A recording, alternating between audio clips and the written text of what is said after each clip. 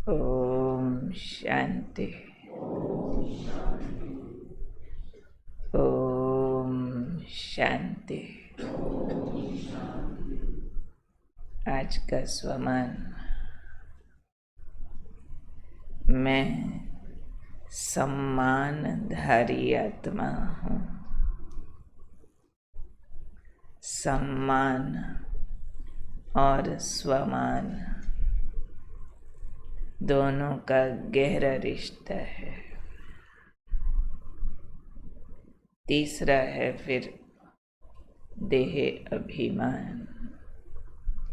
बाबा ने आकर हमें देह अभिमान और स्वमान में अंतर बताया है, जो पहले हम कभी भी नहीं जानते समझते थे।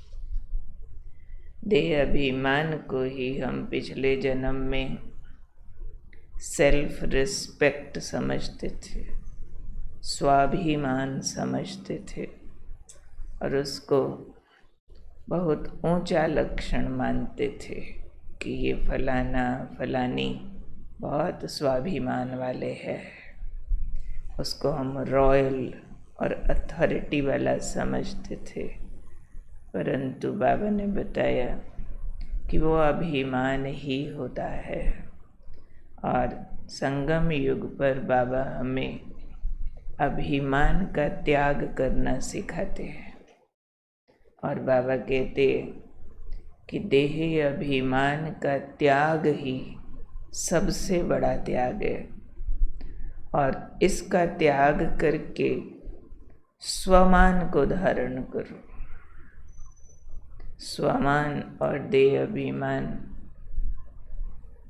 समझ में हेयर लाइन डिफरेंस है। समझ में इतना सूक्ष्म है कि उसको शब्द कम पकड़ सकते हैं, फिर भी उसका वर्णन हम किया करते हैं कि देह अभिमान माना अपनी दैहिक योग्यताएं, प्राप्तियां, उपलब्धियां, जो भी है दैहिक पहचान, उसका कॉन्शियस होना, उसके भान में, उसकी एक्सेप्टेंस में रहना।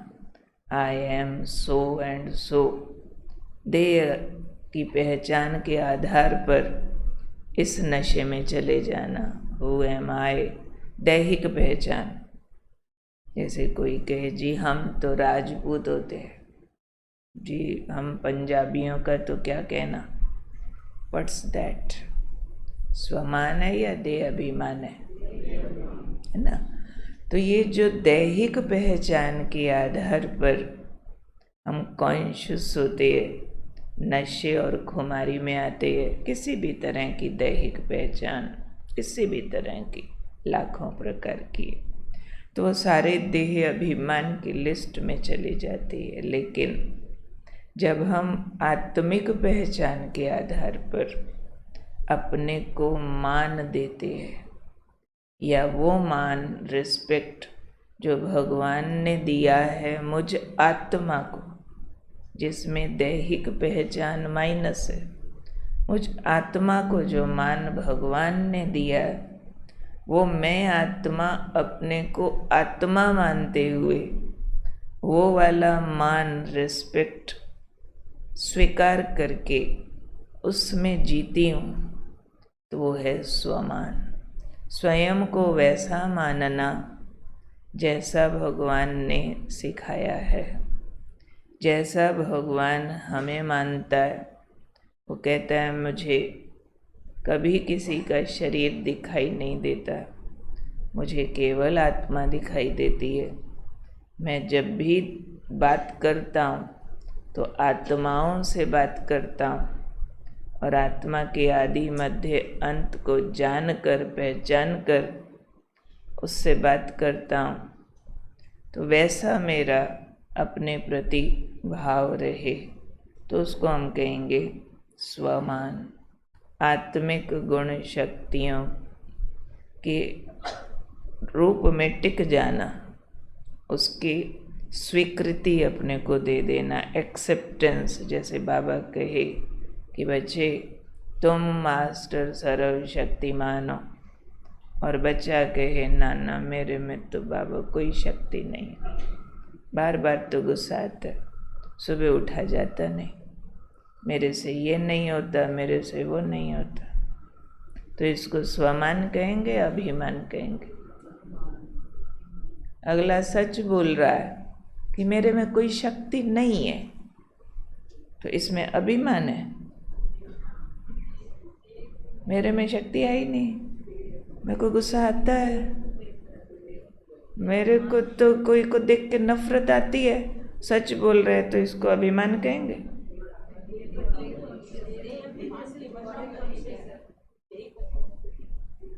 अपनी द्वापर कलयुग की दैहिक उपलब्धियां या पहचान, गुण, कर्म, योग्यताएं, बाबा मुझ आत्मा का पास्ट प्रेजेंट फ्यूचर देख रहा है कि जब ऊपर से भेजी थी आत्मा तो कितनी शक्तिशाली थी, फिर सतयुग में आएंगे फिर कितने शक्तिशाली होंगे।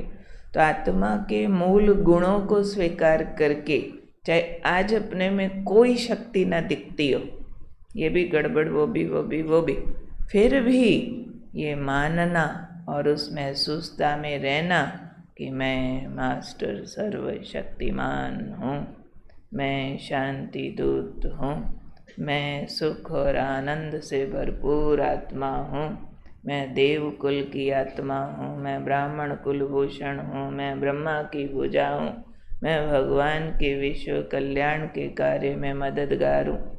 इन ऊंची भावनाओं और कामनाओं में आत्मिक भान के साथ रहना, तो उसको हम कहेंगे स्वमान। शब्दों में हम कम क्लियर कर पाते हैं इस बात को, अनुभूतियाँ ज़्यादा इस पर स्पष्टीकरण देती हैं। इसलिए आज बाबा ने कहा, जो बच्चे इस एक जन्म में देह अभिमान का त्याग कर स्वमान में स्थित रहते हैं, उन्हें उसके उस त्याग के रिटर्न में भाग्य विधाता बाप पूरे कल्प में सम्मान का अधिकारी बना देता है। देह अभिमान का त्याग कर जो रियल स्वमान में रहती हैं आत्माएं, उनको क्या रिटर्न मिलता है भाग्य विधाता से? पूरे कल्प के लिए सम्मानधारी, रिस्पेक्टेबल। पर अभी देह अभिमान का त्याग, पूरा देहभान मार देना, अंश मात्र भी न रहे, तो उसके रिटर्न में आत्माओं को आधा कल्प प्रजा द्वारा सम्मान मिलता है, राजपद पाएंगे। अब के स्वराज अधिकारी, भविष्य के राज अधिकारी, तो आधा कल्प प्रजा सम्मान देगी, बाकी का आधा कल्प भक्तों द्वारा सम्मान मिलेगा। और संगम युग पर स्वयं भगवान सम्मान देगा। इसलिए बाबा ने कहा, स्वमान और सम्मान का बड़ा गहरा लिंक है। स्वमानधारी आत्माओं को मुख्य काम क्या करना है? संगम युग पर देह अभिमान को अंश और वंश सहित त्याग देना। मेरा मुझ में कुछ नहीं, जो कुछ है सो तेरा, तेरा तुझको सौंपत क्या लागत है मेरा। कहीं भान न आए मैंने किया, मुझे मिले। मैंने इतना किया ना, अब समझा तो जाए मैं बड़ी हूँ, मैं सीनियर हूँ, फलाना जूनियर है, मुझे निमित्त बनाया जाए, मुझे इंचार्ज रखा जाए। बाबा कहते अपनी शक्तियों को चार्ज करो, स्वराज्य का चार्ज लो, बाकी सारे चार्ज बाबा पर छोड़ दो। समझ में आ रही बात? बहुत सूक्ष्म है। इस जितना हम शब्द बोल पा रहे हैं, ये उससे बहुत ज़्यादा सूक्ष्म बात है। शब्दों से बहुत ज़्यादा पकड़ में नहीं आती है बात।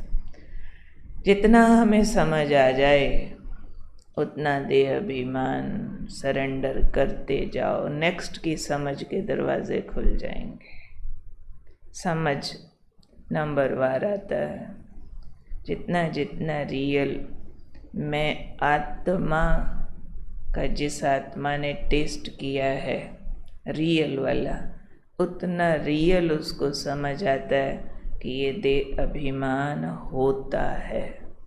नहीं तो थोड़े दिन पहले भी हमने सुनाया था, अभिमान एक ऐसी शराब है जो जिसको चढ़ जाए उसके अलावा बाकी सबको समझ आ जाता है इसको चढ़ गई है, उसको नहीं समझ आती जिसको चढ़ी होती है।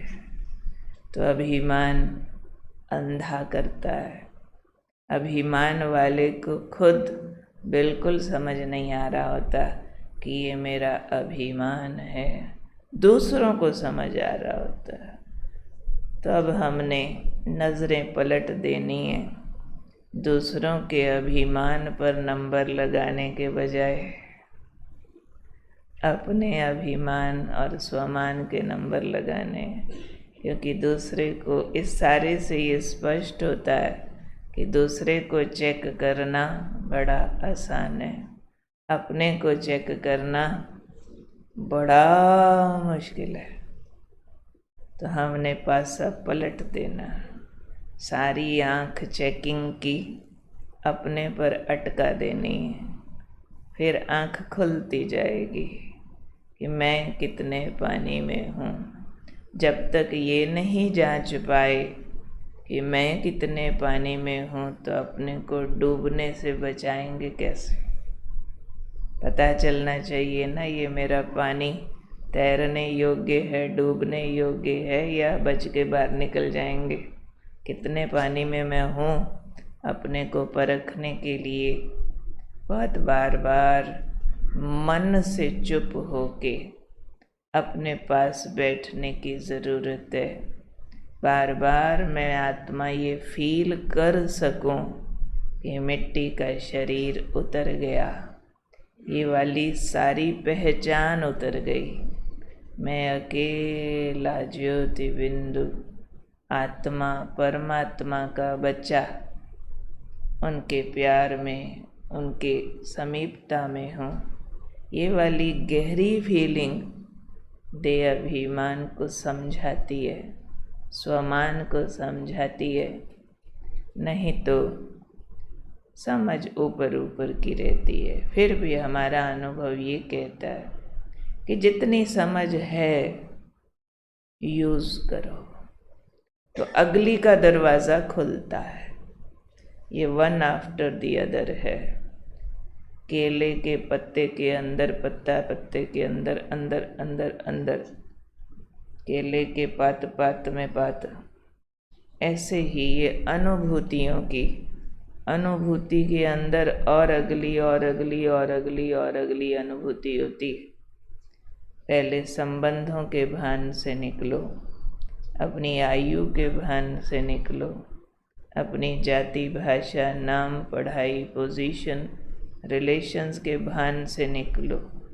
मारना पड़ता है देह अभिमान को, बार बार आता है, हर मिनट आता है।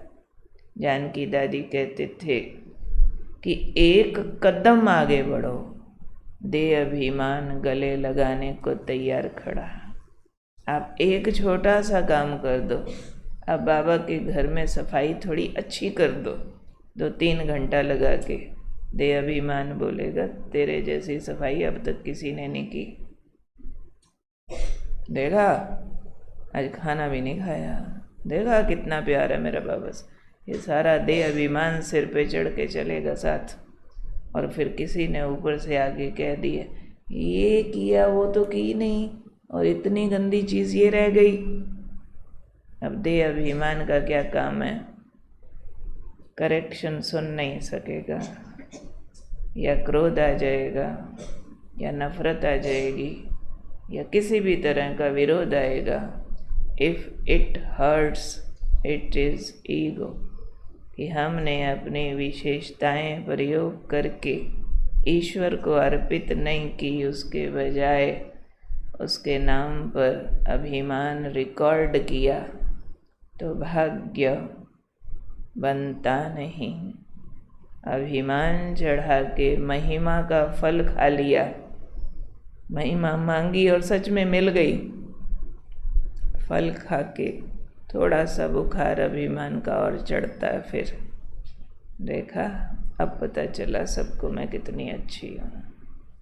थोड़ा सा बुखार और चढ़ गया। फिर चढ़ते चढ़ते बिल्कुल पूरा अंधा करता है। ये बात समझ आ रही है? इसलिए श्रेष्ठ कर्म करते रोज रोज अभिमान का भोग भगवान पर चढ़ाना। वो वाला फल जो मिला था ना, साथ में अभिमान आया था मान देने, उसको ठुकरा देना। संगम युग पे सबसे समझदार वही है जिनको महिमा ठुकरानी आती है। निंदा को रिस्पेक्ट देनी आती है। क्रिटिसाइज करने वाले के लिए भाव न बदले, मान बना रहे, प्यार बना रहे और उस पर गौर कर सकें कि ये जो क्रिटिसिज्म किसी ने किया, इसमें मुझे अपने को कहाँ चेंज करने की ज़रूरत है। उसके लिए प्यार और रिगार्ड की भावनाएं न बदल जाएं। ये है बाजी, जिसे जीत करके हमने पूरा कल्ब सम्मानधारी बनना। तो संगम युग के देह अभिमान के त्यागी, स्वमानधारी पूरे कल्प के सम्मानधारी बनते हैं। 2 युग प्रजा के, 2 युग भक्तों के, संगम युग भगवान के द्वारा सम्मान मिलता है। ठीक है? कौन हूँ मैं? सम्मानधारी आत्मा।